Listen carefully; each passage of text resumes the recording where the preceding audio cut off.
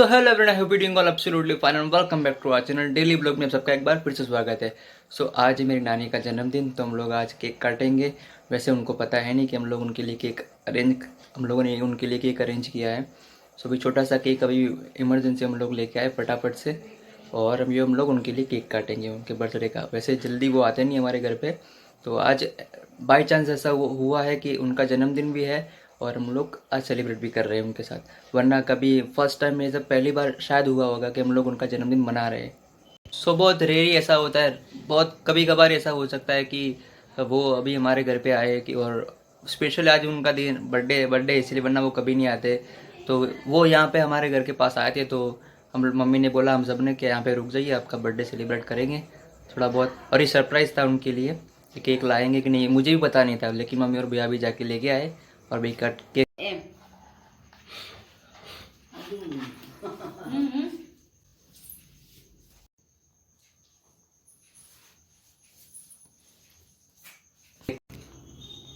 उम्र नहीं पूछी जाती। बोलो bye, happy birthday. Happy birthday. Thank you thank you thank you thank you. चलो बा। Happy birthday to you, happy birthday to you, happy birthday dear Leelaba, happy birthday to you.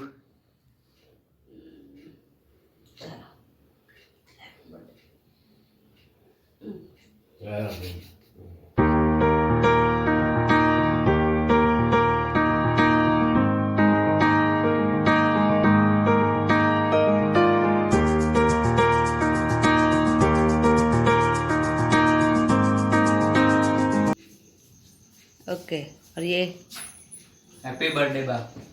Thank you बेटा, thank you. मैं आऊँ दो। अभी cake cutting हो चुका है, अभी 1 2 3 4 शुरू अपने अपने हिसाब से। Happy birthday. शायद जो लोग गुजराती फिल्म देखते हैं उन लोगों ने मेरी नानी को देखा होगा। मेरी नानी ने कुछ गुजराती फिल्मों में काम किया है, जैसे कि भव्य गांधी, जो पुराना टप्पू जी तारक मेहता में टप्पू आते थे, भव्य गांधी, उनकी जो फर्स्ट फिल्म थी पप्पा तब मैंने नहीं समझा, जो लोग गुजराती उन लोगों ने देखी होगी। उनमें उस फिल्म के अंदर मेरी नानी ने थोड़ा बहुत काम किया है मनोज जोशी और भव्य गांधी जी के साथ। और भी कुछ गुजराती फिल्में, वेंटिलेटर वगैरह, उन सब फिल्मों में थोड़ा बहुत, यानी कि साइड साइड रोल में, साइड आर्टिस्ट, तो सपोर्टिंग आर्टिस्ट में बहुत काम किया इन्होंने काफ़ी सारी गुजराती फिल्मों के अंदर। तो जो लोगों ने गुजराती फिल्में देखी होगी उन्होंने देखा होगा हमको। सो कुछ दिनों के बाद ये ब्लॉग में फिर से आज शुरू कर रहा हूँ, कंटिन्यू कर रहा हूँ, यानी कि जो मैंने ब्लॉग शूट किया था नानी के बर्थडे के दिन के बाद मैंने कुछ शूट नहीं किया। मेरी थोड़ी तबीयत ख़राब हो गई, सर्दी जुकाम हो गया था, तो उसके बाद मैंने कुछ शूट नहीं किया। लेकिन पिछले 10-12 दिन से पापा बोल रहे हैं कि तूने पतंग फिरकी देखी कि नहीं, यानी कि फिर अभी 14 जनवरी नज़दीक आने वाली काइट फेस्टिवल, तो उसके लिए चाहिए। तो मुझे बहुत पसंद है, इसीलिए मैं एडवांस में पहले तो लेके आ जाते थे, फिर उसके दिन 13 तारीख को फिर से हम लोग शॉपिंग करने जाते थे। लेकिन इस साल मैं अभी देख रहा हूँ कि पिछले साल की थोड़ी बहुत पतंगे बची हुई है, तो उसी वही एडजस्ट कर लेंगे, वही चला लेंगे इस साल, क्योंकि काफ़ी सारी बची हुई है। क्योंकि 15 तारीख को मैं था नहीं यहाँ पे, 2 दिन यहाँ पे 2 दिन काइट फेस्टिवल होता है, जैसे कि 14 तारीख को और 15 तारीख को वासी उतरण बोला जाता है उसे। तो 15 तारीख को मैं था नहीं, मैं अपने दोस्त के एंगेजमेंट के लिए गया था बाहर। तो वो पूरी एक दिन में तो 100 पतंगे हम लोगों ने उड़ा दी थी। लेकिन उसके बाद जो 15 तारीख को के लिए जो बची थी सारी पतंगे, कुछ दोस्त भी आए थे, वो भी अपनी पतंगे यहीं पे छोड़ के गए हैं, तो वो भी पड़ी है। और हमारी भी पतंगे, तो सारी पतंगे लमसम भी देखते कितनी, तो भी स्टोर रूम में रखा है, तो वो उतार के देखते हैं कितनी सारी पतंग है।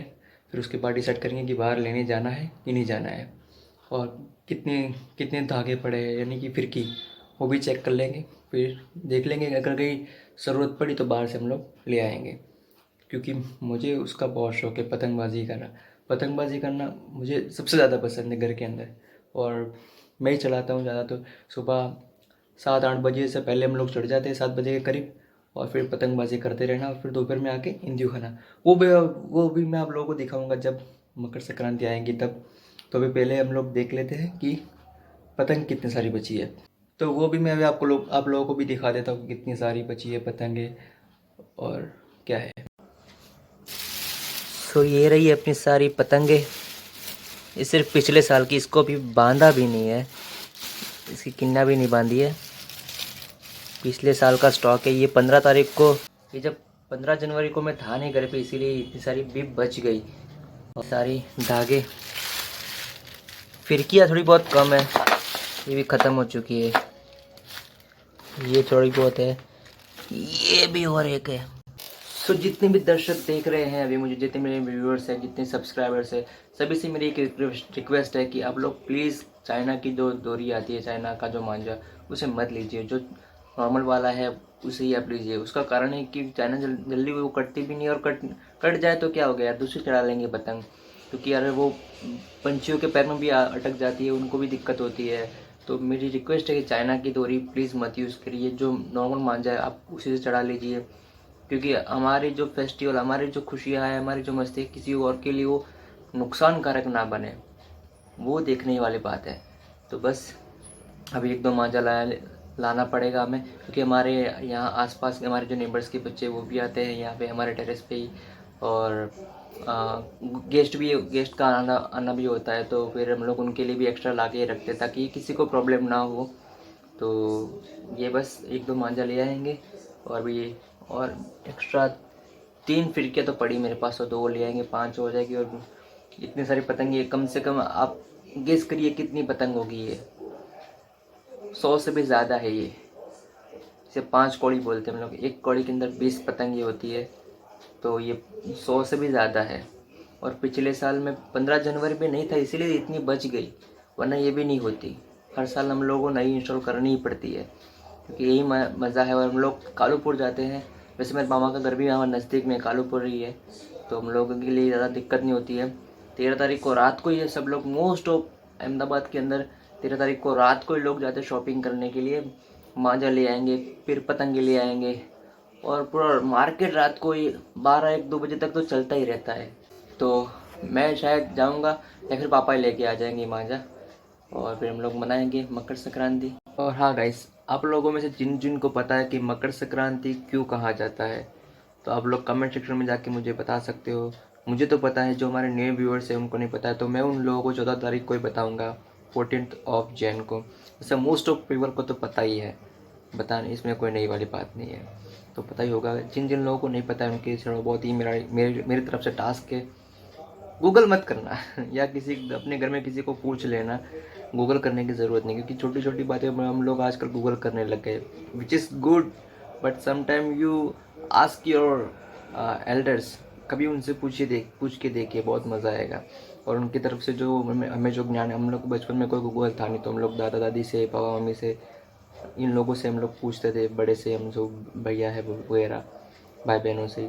तो फेस्टिवल है ही ऐसा कि हम लोग पूरे फैमिली के साथ उसे सेलिब्रेट करें, यही मज़ा।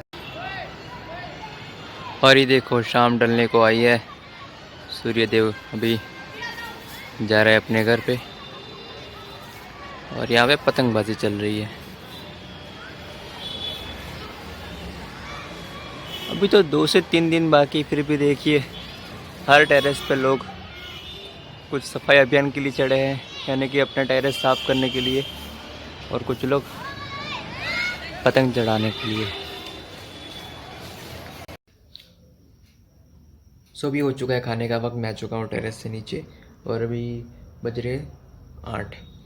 तो अभी आज मम्मी बाहर गई है, तो आज का जो डिनर का है, जो डोगली का शाक है, सब्ज़ी उसकी, वो पापा बनाएंगे। यानी कि उसको मम्मी ने थोड़ा बहुत रेडी करके रखा है, लेकिन हमारे टाइम पे हमें जब खाना होगा तब हमें उसे अंदर सिर्फ तड़का ही देना है, तो वो तड़का दे देंगे, फिर वो हो जाएगा रेडी।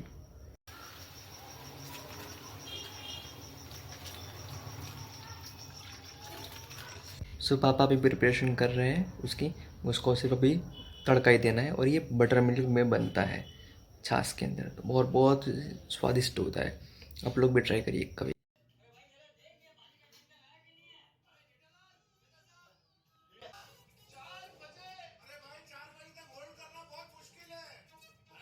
सो आज का हमारा डिनर हो चुका है कंप्लीट, और इसी के साथ आज का ये ब्लॉग भी मैं इसे यहीं पे समाप्त करता हूँ। आई होप आप लोगों को मेरा आज का ये ब्लॉग पसंद आया होगा।